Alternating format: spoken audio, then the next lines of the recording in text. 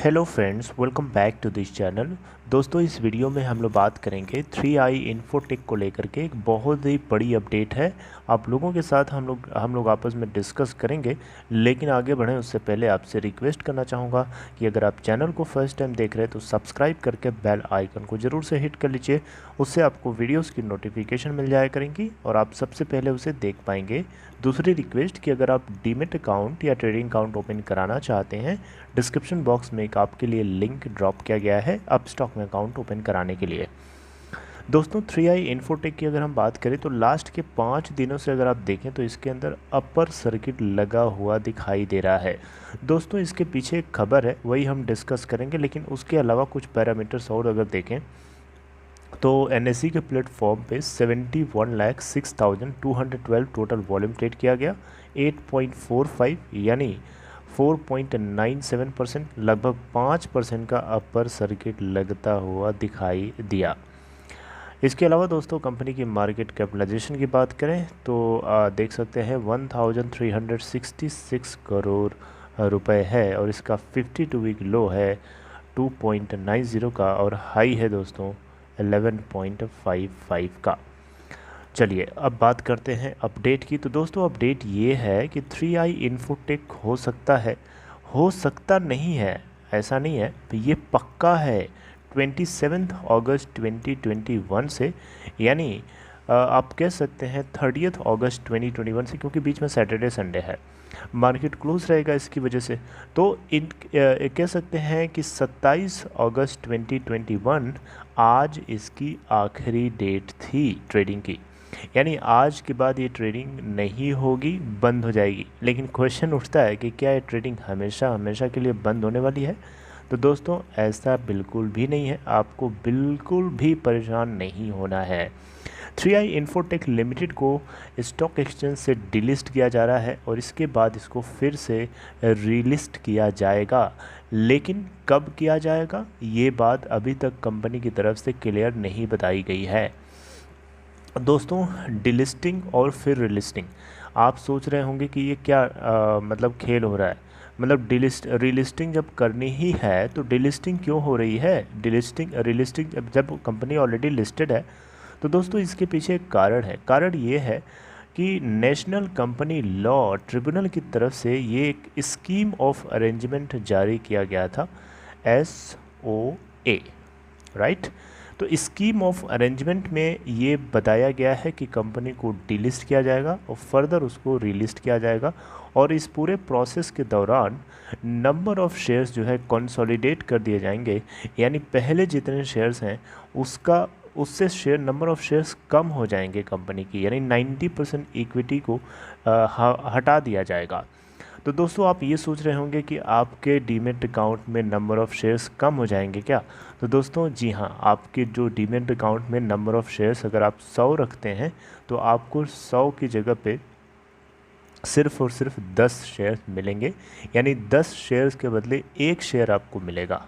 ये बात मेरी समझ रहे हैं ना? तो ये होने वाला है। इसके पीछे कारण क्या है, कंपनी ऐसा क्यों कर रही है? क्योंकि कंपनी चाहती है कि ये अपने नंबर ऑफ़ शेयर्स को कंसोलिडेट कर लें। ओके, तो दोस्तों, यहाँ पे आपको 10 शेयर्स के बदले 1 शेयर मिलेगा। यहाँ पे अगर हम अभी देखें तो करंटली जो फेस वैल्यू है पर शेयर 10 रुपीज़ है, लेकिन इस फेस वैल्यू को रिड्यूस करके 1 रुपीज़ पर शेयर कर दिया जाएगा और फिर उसके बाद टोटल शेयर्स जो हैं कंसोलिडेट करके कर दिए जाएंगे। फिर 10 शेयर्स के बदले आपको 1 शेयर अलॉट किया जाएगा और जब अलॉट किया जाएगा उस समय आपको पर शेयर की जो वैल्यू होगी वो वापस फेस वैल्यू जो होगी 10 रुपीज़ पर शेयर हो जाएगी, राइट। इसका मतलब ये हुआ कि अगर आप 100 शेयर्स ओन करते हैं तो आपको 10 शेयर्स मिलेंगे एट रेट ऑफ ₹10। ये फेस वैल्यू है इसकी, राइट। तो इस तरीके से देखें तो कैपिटल में जो डिडक्शन होगा लगभग 90 रुपीज़ का होने वाला है। तो दोस्तों, अगर आप ये बोलेंगे कि इस तरीके से तो आपका इन्वेस्टमेंट कट गया, दोस्तों ऐसा नहीं है। आपके नंबर ऑफ़ शेयर्स कम हो रहे हैं लेकिन आपका जो प्राइस होगा वो ऊपर जा कर के अलॉट होगा। मेरी बात समझ रहे हैं? जैसे पहले मान लीजिए 10 शेयर्स आपने रखे हुए थे, अब 10 शेयर के बदले आपको 1 शेयर मिलेगा।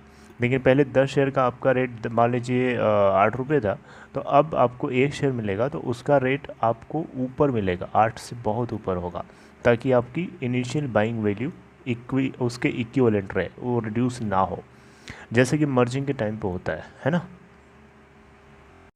दोस्तों इन्वेस्टर्स इस चीज़ को लेकर के काफ़ी ज़्यादा बुलिश हैं, क्योंकि यहाँ कंपनी ने कुछ स्टेटमेंट्स जारी किए हैं और इन्हीं स्टेटमेंट्स के आधार पर लोगों को लग रहा है कि कंपनी जब रिलीज़ होगी तो बहुत ही बड़ा बहुत ज़्यादा इसमें बाउंस बैक देखने को मिल सकता है, ऐसा लोगों को लग रहा है।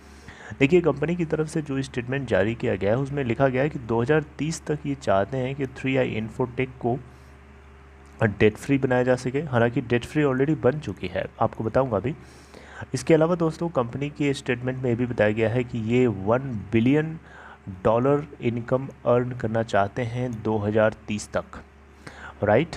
और यहाँ पे डेट फ्री की अगर रही बात, तो कंपनी ने ऑलरेडी अपने एक सब्सिडरी कंपनी को बेचा है ताकि ये डेट फ्री कंपनी बन सके, और बन चुकी है ऑलरेडी।